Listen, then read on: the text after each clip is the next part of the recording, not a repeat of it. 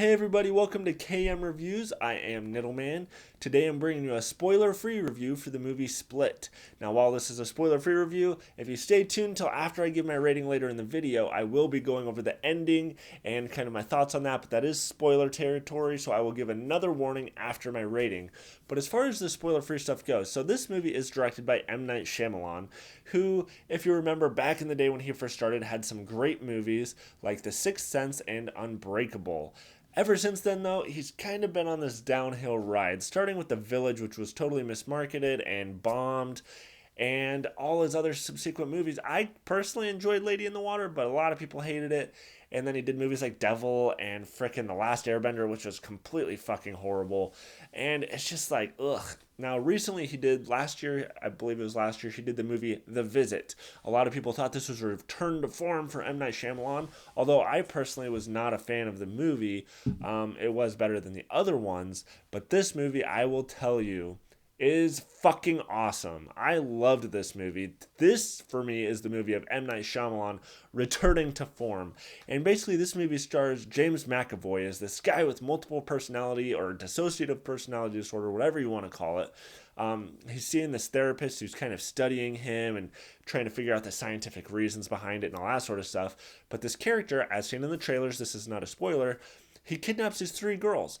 And to what end he's doing that is spoiler, so I won't talk about that. But he kidnaps these three girls, and they're trying to figure out how to get out of this situation. What's the deal with this dude that's dressing up in dresses and shit? What the fuck is going on with him?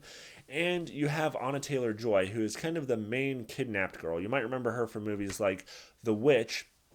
But she is kind of the main girl of this movie, kind of the real protagonist, I guess. And she has these flashbacks throughout the movie, which could have been edited better, or in my opinion, maybe put all together in one scene or something at the beginning of the movie before the credits start. I don't know. But there's a reason that she acts the way she acts and knows what she knows in this setting, and you kind of figure that out throughout the movie. But that's about all I'm going to say as far as the plot goes, because that's pretty much what's in the trailer.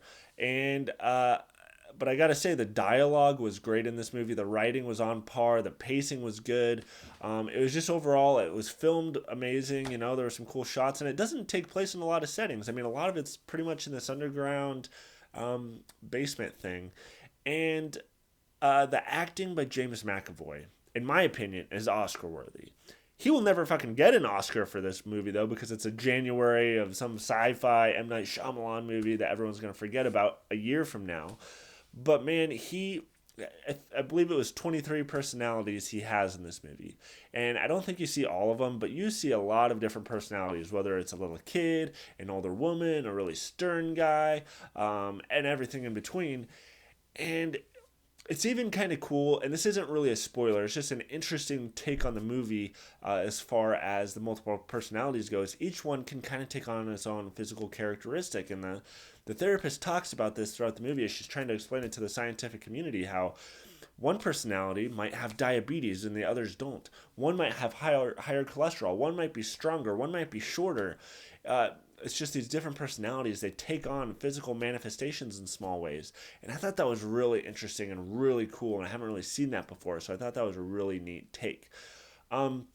That's really about, I think, all I can talk about as far as spoiler-free stuff goes. So let me go ahead and give my rating. I gotta say, overall, I'm gonna give this movie girlfriend material. This movie was pretty awesome. Okay, guys, so you saw my spoiler-free portion. Now, if you haven't seen the movie, go see it before you come back and watch the spoiler part. Otherwise, here we go. I've given you enough warning.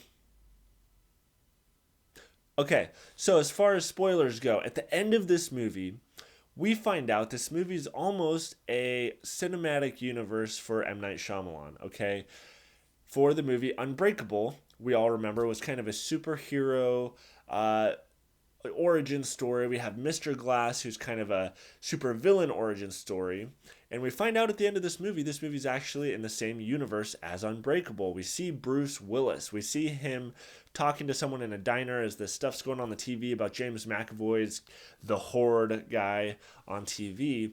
And to me, this movie kind of portrays itself, when you find that out, as another super evil villain origin story. You see this guy, the Beast, the Horde, whatever you want to refer to him as, is this new supervillain, and maybe Bruce Willis in a future movie is going to have to take him out. They reference Mr. Glass, the guy in the wheelchair from Unbreakable, being in jail. Now, the only bad thing about this is a lot of people may not have seen Unbreakable. In my theater, when they showed Bruce Willis sitting there and kind of, you could tell the difference in the theater of who had seen it and who hadn't, because some people were like, oh, oh. And then the guy sitting next to me was like, what the fuck was that about? Why is Bruce Willis in this? This is stupid. So, whatever. But I suggest if you haven't seen Unbreakable in a while, go check that out, because that is one of the best superhero origin movies there is. And it was way ahead of its time, and people didn't really realize what it was at the time. But that's like a whole new thing. And it makes also the therapist in this movie talking about the physical changes taking place in these multiple personalities and kind of the evolution of mankind really is speaking to the overall concept of all these movies that M. Night Shyamalan's probably going to start putting out of the evolution of humankind, almost like X-Men. There's certain people that are starting to develop these powers, whether it's a super strong mind like Mr. Glass, super strong body like Bruce Willis, or the ability to physically change how they need to with James McAvoy. So overall, guys, when I saw that, my mind was probably blown a lot more than a lot of other people's were, but I thought that was freaking cool. The only thing I worry about, though, is Bruce Willis, because he's kind of been checking out lately. He's been kind of doing a lot of straight to red box movies. He's kind of been, I don't know, you hear stories about him needing earpieces for lines and stuff like that. So I'm hoping if they do like an Unbreakable 2 or another movie that incorporates him, I hope he takes it seriously, because when Bruce Willis is on game, he is on game. Now, that's really all I got to say about this movie. So what did you guys think about this movie? Did you like it? Did you hate it? Let me know and comment below. Do you like the fact that they're kind of pulling a 10 Cloverfield Lane type of thing where it's like, oh, you don't really realize this movie's part of another cinematic universe, but it is? Whatever. What were your thoughts on the whole incorporation of John McClane, or really the guy from Unbreakable? I'm curious as to your thoughts, so let me know and comment below. Also remember, you can follow me on Facebook, Twitter, Instagram, Snapchat, pretty much everything at Niddleman, and make sure you're subscribed if you haven't, to make sure you get updated reviews every single week, if you can handle it. Go.